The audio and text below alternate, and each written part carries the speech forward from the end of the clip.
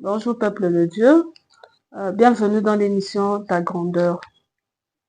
Nous avons un invité spécial qui va se présenter. Bonjour cher invité. Bonjour. Vous pouvez vous présenter? Moi, c'est le prophète Jordan Pongo. Je suis visionnaire du ministère Intercession prophétique. Ok. Cher prophète, nous avons quelques questions à vous poser. Il y a des gens qui m'ont donné des questions pour vous poser. La première question est celle-ci. Il y a un téléspectateur qui demande pourquoi le choix sur la déclaration d'une année de possession d'héritage. Ok, merci d'abord pour la parole. Si nous avons dénommé cette année comme étant une année de possession d'héritage, parce que selon l'Esprit du Seigneur qui nous a communiqué en disant ceci, il y a certains de nos droits, certains de nos biens que nous méritons à posséder, que nous n'avons pas pu l'avoir peut-être dans les années précédentes. Cette année, nous l'avons déclaré parce que nous devons vraiment vivre le plan merveilleux de Dieu. La Bible dit que les projets que je forme avec mes enfants ne sont pas les projets de malheur, mais les projets de bonheur. Alors, quand on parle du projet de bonheur, nous voyons les biens, les bénédictions, les promesses que Dieu a déjà faites sur nous, qui doivent se réaliser au moyen des héritages, qui doivent se réaliser au moyen de la possession. Alors, c'est pourquoi nous avons dit que l'année 2025, nous allons les posséder, coûte ce que coûte, peu importe l'adversité, nous allons les palper. C'est dans ce contexte-là.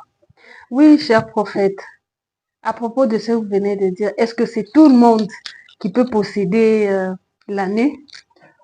En fait, pour posséder l'année, ça dépend de la détermination de la personne. C'est pourquoi on a déclaré pour que tout le monde puisse entrer dans l'initiative en disant nous devons le posséder par force. C'est-à-dire si ça demandera la force, nous allons le faire par force. Qu'il pleuve, qu'il neige, nous devons avoir l'héritage. Dans l'héritage, il y a la bénédiction, il y a le mariage, il y a même la sanctification, il y a la pureté, il y a les changements de monde. Tu étais païen, tu deviens chrétien. Ce sont les héritages que nous avons besoin. Il y a quelqu'un qui me suit s'il a besoin d'un enfant. Il doit posséder son héritage, c'est l'enfant. Il y a quelqu'un qui me suit, il a besoin du travail. Son héritage, c'est le travail. C'est-à-dire, cette année, on doit vraiment les posséder. C'est en quelque sorte. D'accord, merci prophète. Merci. Et comment votez-vous 2025 prophétiquement?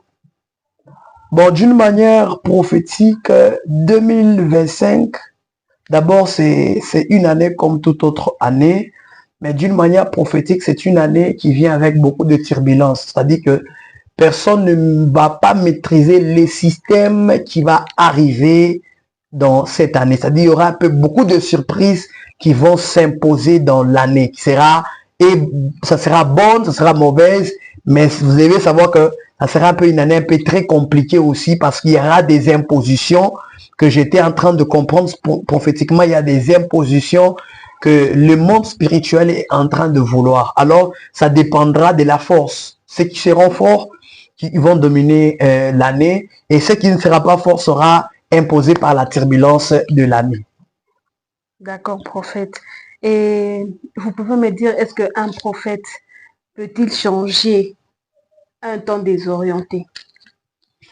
Oui, c'est possible qu'un prophète puisse changer un temps, tel qu'on prend l'exemple d'Élie dans la Bible, on dit que le prophète de Baal était en train de s'imposer avec Jézabel, mais vu qu'un prophète s'est tenu pour changer la situation était changée parce qu'ils ont fait l'épreuve en disant qu'on mette de bois ainsi que de l'eau, mais que le vrai Dieu fasse descendre le feu.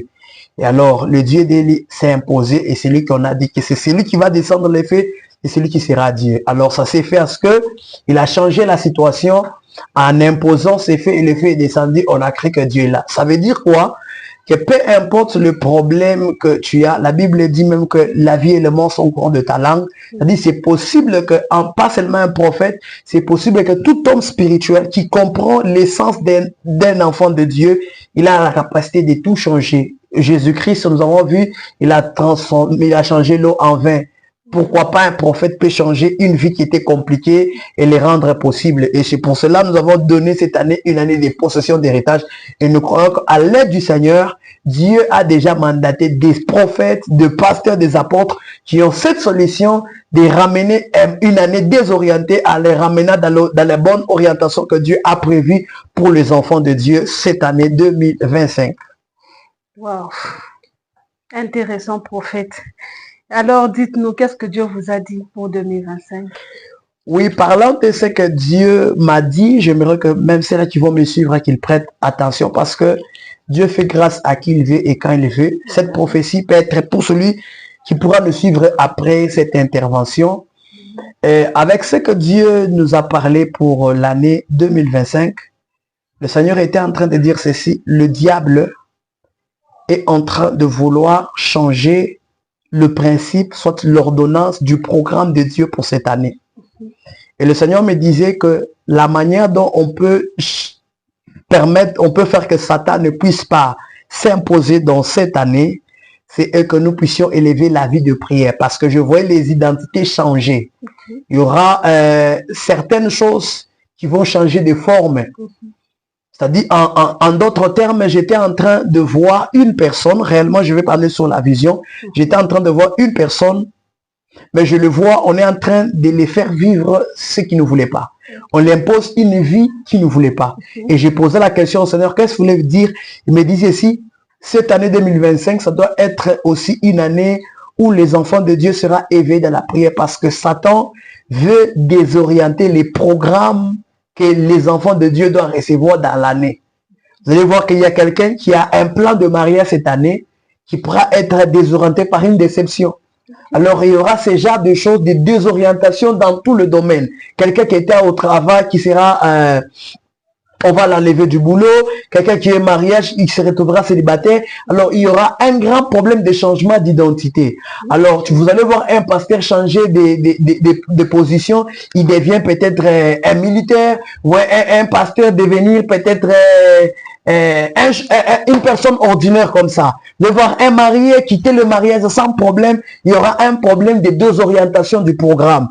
Alors, ce n'est que la prière qui va maintenir les gens dans le programme. Vous allez voir un pasteur se comporter comme un comédien cherchant à donner des instructions à une personne qui n'est pas appelée à recevoir des instructions. Vous voyez un peu, comme de nos jours, nous pouvons voir quelqu'un qui n'est rien dans la société, il n'est ni journaliste, ni quoi, il peut se positionner sur son téléphone et commencer à insulter. Ce sont des orientations. Alors cette année, ça va marcher dans beaucoup de branches. Alors, tout le monde doit se réveiller pour prier afin qu'on ne désoriente pas son mariage, qu'on ne désoriente pas son travail, qu'on ne désoriente pas son église, qu'on ne désoriente pas ce que Dieu a déjà prévu. C'est déjà le préambule de ce que Dieu a commencé par me dire.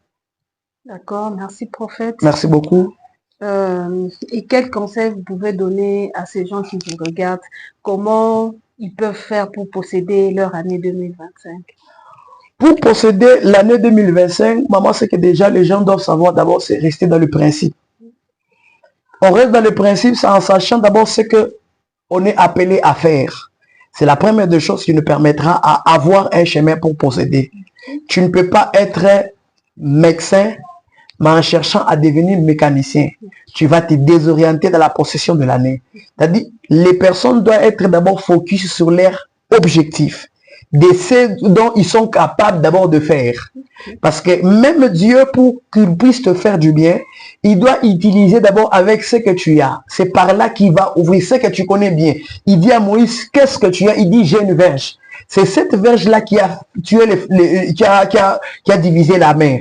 C'est-à-dire, pour comprendre, pour posséder l'année, nous devons être d'abord mûrs et solides dans ce qu'on est appelé à faire. Celui qui est pasteur, qu'il reste dans les services de prêcher. Celui qui est au mining, qu'il reste dans ça. Celui qui est dans ça et là, que chacun se retrouve dans sa position et qu'il demande la main de Dieu dans ce travail. C'est par là que Dieu va te retirer de là et te positionner là où tu veux.